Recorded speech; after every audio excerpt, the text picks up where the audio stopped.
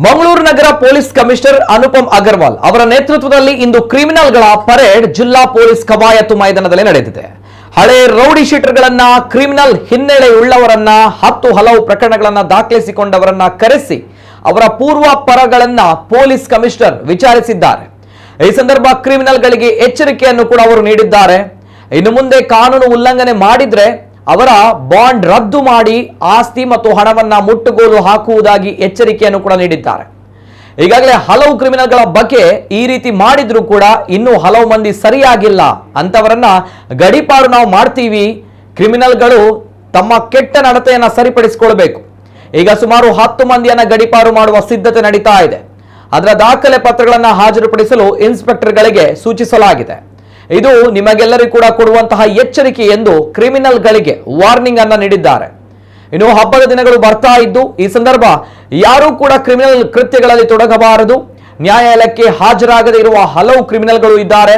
ಅವರು ತಪ್ಪದೇ ಹಾಜರಾಗಬೇಕು. ನ್ಯಾಯಾಲಯದ ಕಲಾಪಗಳನ್ನ ನಾವು ಪರಿಶೀಲನೆ ಮಾಡ್ತೇವೆ ಎಂದು ಹೇಳಿದರು.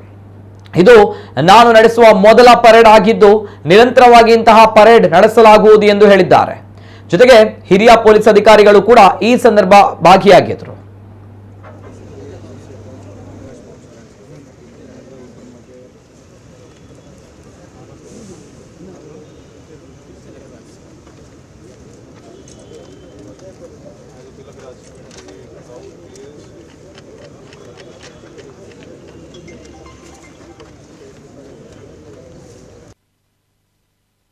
ರೀತಿ ಕೆಲವು ಕಡೆ 14 ಕೇಸ್ ಇದೆ, ಕೆಲವು ಕಡೆ 10 ಕೇಸ್ಗಳು ಇದೆ.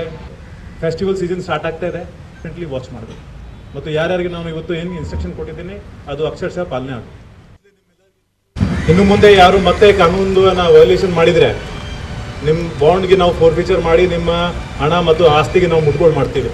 ಈಗಾಗಲೇ ಸಾಕಷ್ಟು ಜನ ಅದು ಆಗಿದೆ, ನಿಮ್ಮೆಲ್ಲರಿಗೂ ಗೊತ್ತಿದೆ. ಆದ ನಂತರ ಕೂಡ ಕೆಲವರು ಸರಿ ಆಗಿದ್ದಿಲ್ಲ, ಅದನ್ನು ಅವ್ರಿಗೆ ಗಡೀಪಾರ್ ಮತ್ತು ಅವ್ರ ಮೇಲೆ ಗುಂಡಾ ಕಾಯ್ದೆ ಕೂಡ ಜಾರಿ ಮಾಡ್ತೀವಿ. ಇವತ್ತು ನನ್ನ ವಿಚಾರಣೆಯಲ್ಲಿ ಹಂತದಲ್ಲಿ ಸುಮಾರು ಒಂದು 10ಕ್ಕಿಂತ ಹೆಚ್ಚು ಜನಕ್ಕೆ ನಾವು ಗಡೀಪಾರು ಮಾಡಬಹುದು. ಸೊ ಯಾರ್ಯಾರು ಅಧಿಕಾರಿಗಳಿಗೆ, ಇನ್ಸ್ಪೆಕ್ಟರ್ಸ್ಗೆ ಮತ್ತು ACPಗಳಿಗೆ ಹೇಳಿದ್ದೀವಿ, ಅವರು ಮುಂದಿನ ಒಂದು ವಾರದಲ್ಲಿ ಈ ಎಲ್ಲ ಗಡೀಪಾರ್ ಮಂದಿದು ಪ್ರಪೋಸಲ್ ನಾವು DC ಬಿಲ್ಲವನ್ನೊಳಗೆ ಪುಟಪ್ ಮಾಡಬೇಕು. ಮತ್ತು ಬೇರೆಯವರಿಗೆ ಅದೇ ರೀತಿ ಎಚ್ಚರಿಕೆ ಕೊಡ್ತಾ ಇದ್ದೀವಿ. ಬೇರೆ ಯಾರು ಈ ರೀತಿ ಮತ್ತೆ ಕೇಸಲ್ಲಿ ಶಾಮೀಲಾಗಿದ್ರೆ ಮತ್ತು ಅದನ್ನು ಮುಂದಿನ ನಿಮ್ಮ ಮೇಲೆ ನಾವು ಕಠಿಣ ಕ್ರಮ ಜರುಗಿಸ್ತೀವಿ. ಜೊತೆಗೆ ಈಗ ನಮ್ಮ ಅಧಿಕಾರಿಗಳು ಇದ್ದಾರೆ, ಅವ್ರ ಜೊತೆಗೆ ಕೂಡ ವಿಚಾರಣೆ ಮಾಡುವಾಗ ಕೆಲವು ನನ್ನ ಗಮನಕ್ಕೆ ಬಂದಿದೆ.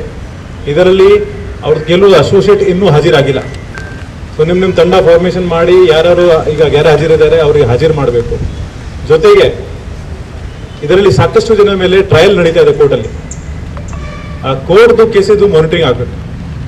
ಆದಷ್ಟು ಬೇಗ ಕೋರ್ಟ್ ಮಾನಿಟರಿಂಗ್ ಮಾಡಿ ಅದು ಅವರೆಲ್ಲರಿಗೆ ಕನ್ವಿಕ್ಷನ್ ಮತ್ತು ಶಿಕ್ಷೆ ಆಗಬೇಕು ಕೋರ್ಟ್ ಮುಖಾಂತರ.